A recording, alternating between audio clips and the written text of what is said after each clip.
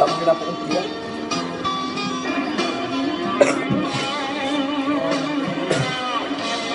Amatino.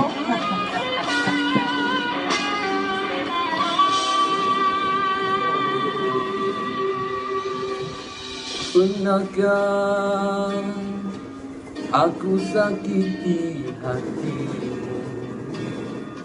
Ataukah prasangka menduakan cintaku, oh kekasih?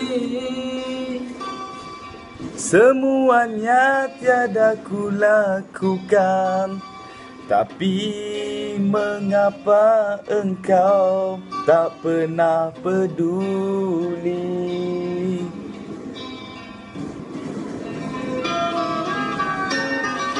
Mungkinkah semua ini kan terjadi